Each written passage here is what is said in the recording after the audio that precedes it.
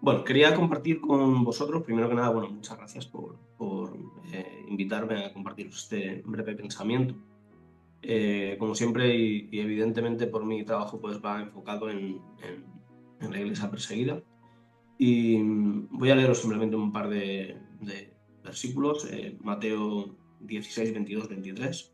Dice: desde entonces comenzó Jesús a declarar a sus discípulos que le era necesario ir a Jerusalén y padecer mucho de los ancianos, de los principales sacerdotes y de los escribas, y ser muerto y resucitar al tercer día.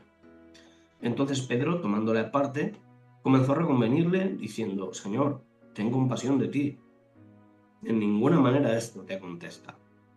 Pero volviéndose, dijo a Pedro: quítate de delante de mí, Satanás, me eres de tropiezo, porque no pones la mira en las cosas de Dios, sino en las de los hombres. Poquito después, en el libro de los Hechos, 21, del 10 al 12, vemos una situación parecida. Dice: y permaneciendo nosotros allí algunos días, descendió de Judea un profeta llamado Ágabo, quien, viniendo a vernos, tomó el cinto de Pablo y, atándole los pies y las manos, le dijo: esto dice el Espíritu Santo: así atarán los judíos en Jerusalén al varón de quien es este cinto, y le entregarán en manos de los gentiles. Al oír esto, le rogamos nosotros y los de aquel lugar que no subiese a Jerusalén. Entonces Pablo respondió: ¿qué hacéis llorando y quebrantándome el corazón?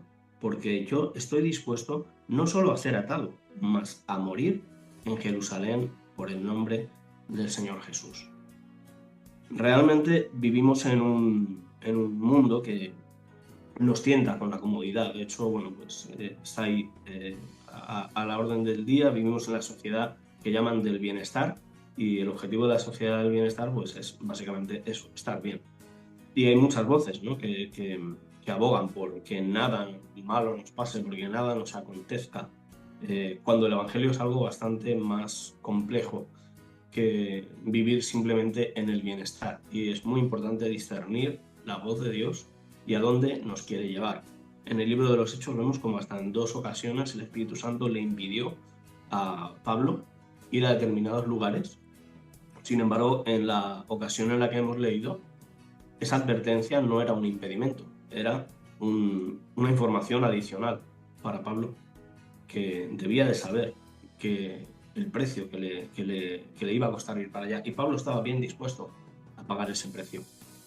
Y sí, bueno, Pablo pues era, ¿qué vamos a decir, no? De Pablo. Pablo era un superhéroe, era cinturón negro en aflicciones, y además pues estaba mejor capacitado que nadie y tenía pues toda la preparación y todo el linaje, y tenía todas las cosas que él describe también. Como esto.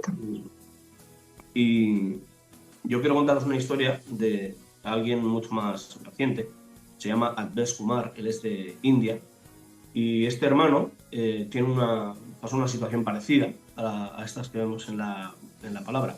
Él se convirtió por una serie de causalidades que Dios permitió. Él estaba enfermo, no sabía nada acerca de los cristianos. Él simplemente pues, escuchó que en la iglesia cristiana podían sanarle, y él fue un día a un culto sin tener ni idea de qué era un culto ni de cómo funcionaban las cosas.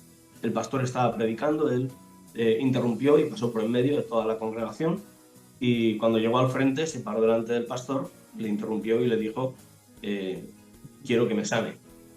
El pastor le dio una respuesta, pues como pudo en ese momento. Le dijo: yo no soy quien te puede sanar, Jesús es el que te sana.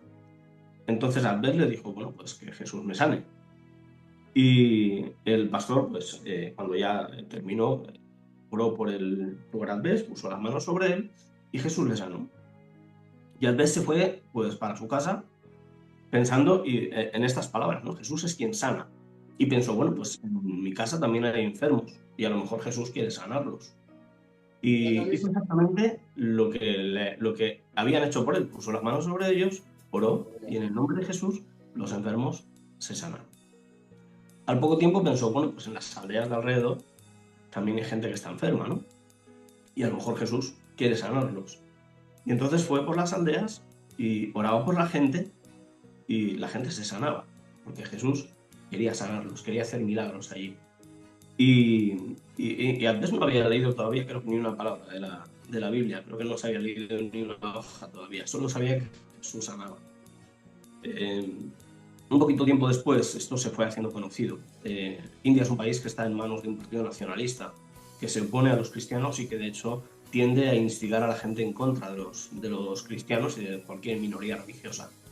Entonces fueron los nacionalistas donde Akbet Kumar le dijeron que esto que estaba haciendo tenía que dejar de hacerlo. No sabían qué estaba haciendo ni cómo, pero tenía que parar. Akbet pensó, pero ¿por qué voy a parar de hacer esto si lo que hago está bien? Y no quiso dejar de orar, siguió orando por la gente y la gente seguía sanando. Al tiempo volvieron los nacionalistas, cumplieron su amenaza y Akbet pues lo cogieron, lo subieron en un burro, le raparon la mitad de la cabeza, la mitad de la barba, para hacerlo escarnio público y humillarlo. Le colgaron unos zapatos viejos bueno, pues un adorno ridículo, ¿no? Lo pasearon por todo el pueblo, pero ni por eso, y luego finalmente le dieron una paliza que estuvo hospitalizado bastante tiempo. Pero ni por eso él dejó de orar. Y un tiempo después, pues Puertas Abiertas hizo una capacitación que se llama Firmes en la Tormenta, que hacemos en muchos países con persecución para los líderes, en un lugar pues, con muchos líderes cristianos de allí de India. Invitaron a Akbet para que él contara pues, por qué él había decidido hacer estas cosas. Y entonces Akbet pues, les dice a todos, yo soy como Jesús. Y todos se quedan callados, porque ¿qué está diciendo este? Y dice, sí, yo soy como Jesús, porque a Jesús lo subieron en un burro. Y a mí me subieron en un burro. Y a Jesús lo golpearon. Y a mí me golpearon. Jesús murió por mí. Y yo estoy preparado para morir por Jesús. Y realmente, cuando escuché esta historia, que la escuché de boca del responsable de Puertas Abiertas en India, me impactó profundamente porque entiendo que esto es todo lo que hace falta. Y me he apuntado aquí unas frases que creo que son esenciales para cualquiera que quiera involucrarse en misiones. Una es del hermano Andrés, fundador de Puertas Abiertas. Dice, no hay puertas cerradas para ir si se está dispuesto a no regresar. Otra es de Sale, un cristiano perseguido, un líder cristiano perseguido en Yemen. Dice, yo podría quedarme en mi casa y evitar todos estos problemas, pero ¿de qué serviría entonces mi cristianismo? Y la última es de otro hermano de África subsahariana que dice, una iglesia que no teme a la muerte no puede ser destruida. Y esto es lo que quería compartir con vosotros, insuflaros un poco del ánimo de la iglesia perseguida y que vivamos nuestra vida diaria con valor como hijos de Dios, sin temer a la muerte y estando dispuestos a hacer lo que Jesús ya ha hecho por nosotros, si fuera necesario, a morir por él.